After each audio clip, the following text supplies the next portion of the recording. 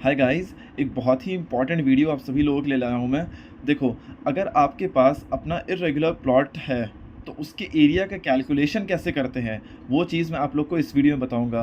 पूरा calculation part मैं आपको करके दिखाऊंगा इस वीडियो में कि किस तरीके से उसका कैलकुलेशन किया जाता है दोस्तों। ठीक है, जिससे कि आप लोग सीख जाओगे अपने प्लॉट का एरिया कैलकुलेशन करना। ठीक है दोस्तों, सो चलो अभी हम लोग स्टार्ट करते हैं इस वीडियो को।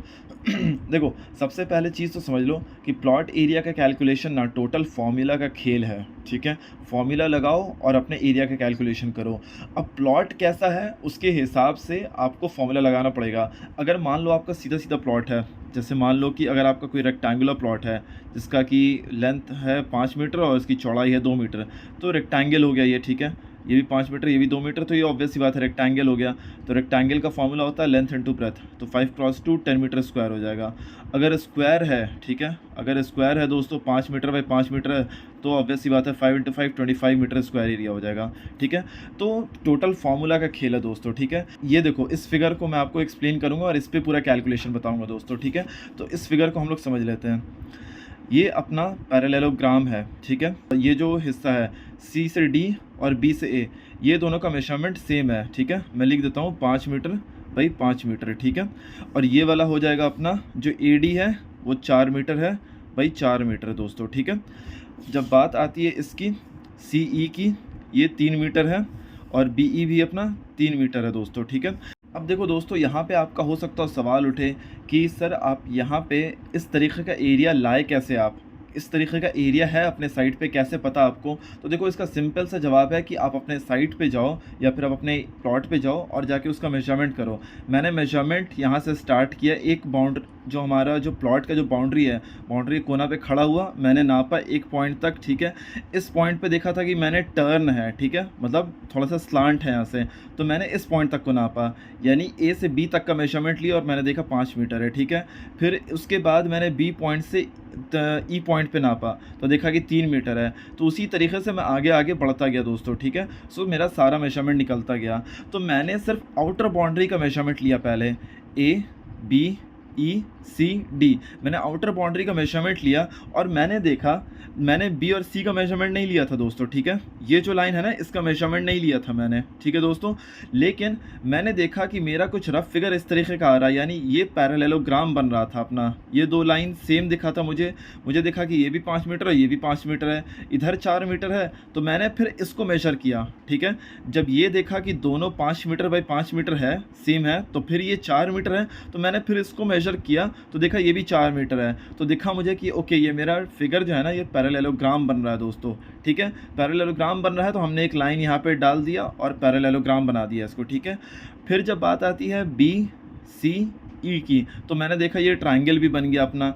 तो इसका मतलब है कि मैं इसका पैरेललोग्राम के फॉर्मूले से इसका एरिया निकाल लूँगा और फिर एरिया ऑफ अ ट्राइंगल का फॉर्मूला से जो हाफ बेस इनटू हाइट होता है उसके थ्रू इसका एरिया निकाल लूँगा, तो इजीली निकल जाएगा मेरा दोस्तों। ठीक है, सो चलो अभी हम लोग स्टार्ट करते हैं इसका कैलकुलेशन पार्ट। देखो, सबसे पहली चीज़ तो हम लोग क्या करेंगे कि हम लोग पहले तो रीडिंग लिख लेते हैं। ए से बी तक की क्या रीडिंग है अपनी, 5 मीटर है।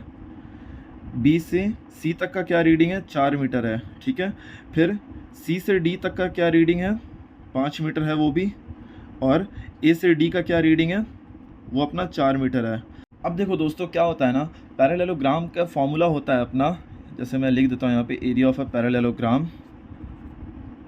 एरिया ऑफ पैरेललोग्राम का फॉर्मूला ये होता है कि बेस इनटू हाइट होता है। ठीक है दोस्तों, सो बेस तो हमारे पास है, ये 5 मीटर ये वाला बेस है हमारे पास, लेकिन हाइट कौन सा रहेगा, हाइट ये वाला रहेगा आपका।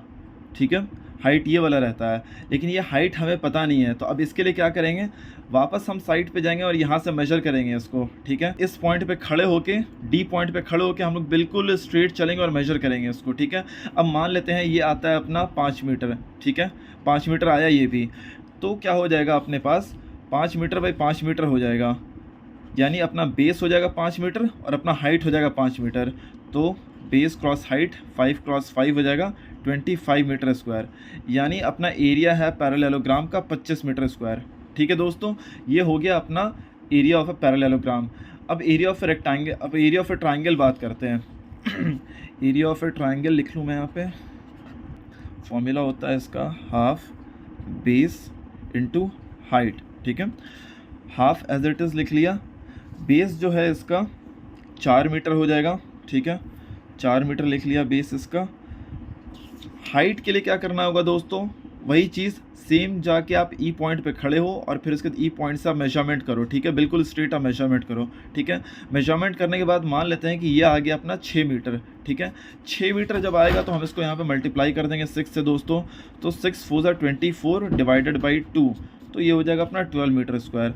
तो ये आ जाएगा दोस्तों अपना 12 मीटर स्क्वायर, यानी ट्राइंगल का एरिया 12 मीटर स्क्वायर हो गया दोस्तों। अब ऑब्वियस सी बात है, अब इन दोनों को टोटल कर लेंगे कि हमें जिससे टोटल एरिया पता चल जाएगा। So area of a parallelogram 25 हो गया और एरिया ऑफ अ ट्राइंगल 12 हो गया, तो 25 37 मीटर स्क्वायर। तो ये अपना टोटल एरिया आ गया 37 मीटर स्क्वायर। तो दोस्तों आपने देखा कि कितना सिंपल प्रोसीजर है, आपको कुछ भी नहीं करना रहता है प्लॉट एरिया कैलकुलेशन में। सिंपल सा स्टेप होता है कि पहले जाके आउटर बाउंड्री का मेजरमेंट लो, ठीक है। आउटर बाउंड्री जैसे जैसे आ रहा है, एक एग्जांपल और देता हूँ। मान लो कि कुछ इस तरीके का प्लॉट है आपका, कि आपने मेजरमेंट करना शुरू किया, एक पॉइंट से मेजर किया, ठीक है, इस पॉइंट से स्टार्ट किया, यहाँ तक पहले मेजर किया, फिर देखा आपने थोड़ा सा स्लांट है ये, ठीक है, फिर देखा आपने कि थोड़ा सा ये सर्कल है, ठीक है, फिर आप यहाँ पे सर्कल पे रुके, फिर उसके बाद फिर यहाँ पे आए, फिर यहाँ पे देखें कि आप थोड़ा सा स्लांट होके ऊपर गया एरिया, ठीक है, फिर उसके बाद आपने देखा कि ये इस तरीके से थोड़ा सा आगे बढ़ा है एरिया, ठीक है। तो यहाँ पे हमें ये दिख गया कि ये ट्रायंगल बन रहा है, ठीक है, ये पॉइंट पर हमने मेजर किया था, तो ये हमें दिख रहा है कि यहाँ से ये ट्रायंगल बन सकता है, हमने ट्रायंगल बना दिया।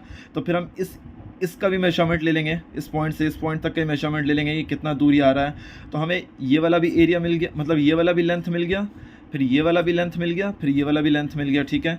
ये तो लेंथ था ही आपके पास था, इसका क्या पेरीमीटर है, ये भी आपको मिला हुआ है, मतलब आपका जो आपने मेजर किया है यहाँ से यहाँ तक, ये भी है आपके पास, ठीक है। फिर जब आप आगे बढ़े हो तो आप इसका मेजरमेंट लेके यहाँ तक बढ़े हो, ठीक है, फिर यहाँ से यहाँ तक इसको जोड़ दिए, ठीक है। फिर आपने देखा कि ये पूरा का पूरा ये यहाँ से सर्किल ही था, ठीक है, तो ये आ जाएगा आपका सेमी सर्कल। ये आपका पूरा यहाँ से लेके ये आपका सेमी सर्कल बन गया। तो ये सेमी सर्कल के area of a semi circle के फॉर्मूला से निकल जाएगा। ये आपका बन गया दोस्तों ट्रापेजॉइड, आप इसको ट्रापेजॉइड के फॉर्मूला से निकाल लोगे। और फिर ये वाला बन गया आपका ट्राइंगल, आप इसको एरिया ऑफ ए ट्राइंगल के फॉर्मूला से निकाल लोगे। सो दोस्तों आप देख सकते हो कि कोई भी शेप हो, मैंने आपको बता दिया उसका कि किस तरीके से सिंपल कैलकुलेशन कर सकते हैं दोस्तों, ठीक है। ये वाला जो पोर्शन था इसका भी आप मेजरमेंट ले सकते हो, मतलब टोटल साइड का काम है ये। साइड पे जो एक्सटर्नल बाउंड्री मेजर करो, आपके पास जो रफ फिगर आएगा, रफ फिगर में देखो कि कहाँ कहाँ पे कौन सा शेप बन रहा है, वो शेप बनाओ। फिर उसके बाद जैसे यहाँ पे मैंने ट्रायंगल बनाया था, बीच में एक लाइन खींचा था ट्रापेजॉइड बनाने के लिए और इसको सेमी सर्कल बनाने के लिए, तो उसी तरीके से बीच में लाइन खींचना और फिर उसका मेजरमेंट ले लेना, सिंपल सा। उसके बाद फॉर्मूला लगाओ और निकाल लो, बस दैट्स इट, ख़त्म बात। तो दोस्तों बस यही है इसका सिंपल सा खेल, और उम्मीद करता हूँ कि आप लोग को ये वीडियो अच्छे से समझ में आया होगा। जो कुछ भी मैंने बताना चाहा इसमें, वो चीज़ आप लोग को प्रॉपरली समझ में आया होगा।